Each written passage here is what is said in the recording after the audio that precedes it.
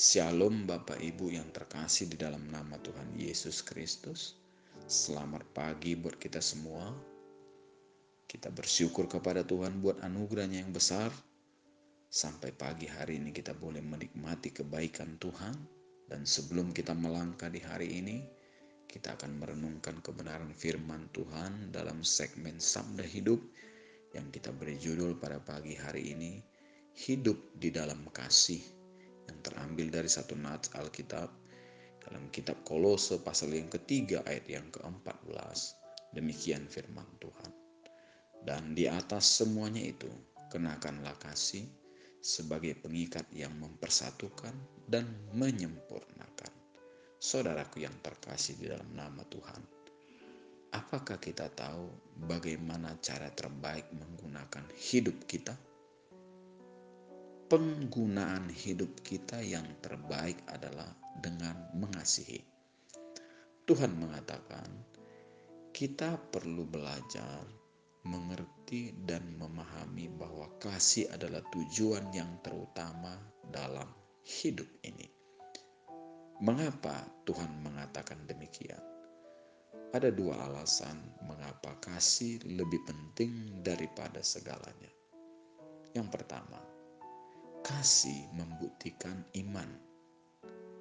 Alasan mengapa Tuhan ingin kita belajar mengasihi, karena Tuhan mau kita menjadi seperti Dia.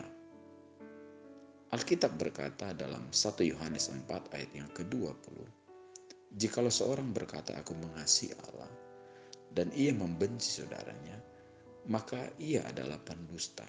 Karena barang siapa tidak mengasihi saudaranya yang dilihatnya, tidak mungkin mengasihi Allah yang tidak dilihatnya.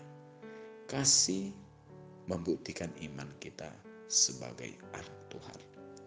Yang kedua, kasih mempersatukan hidup kita.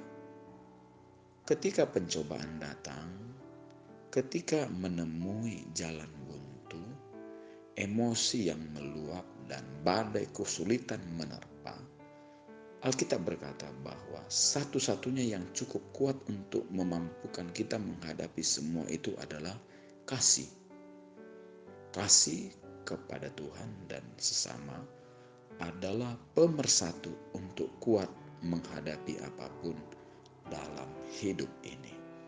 Firman Tuhan di dalam Yohanes pasal yang ke-15 ayat yang ke-12 mengatakan, inilah perintahku, yaitu supaya kamu saling mengasihi, sebab aku telah mengasihi kamu.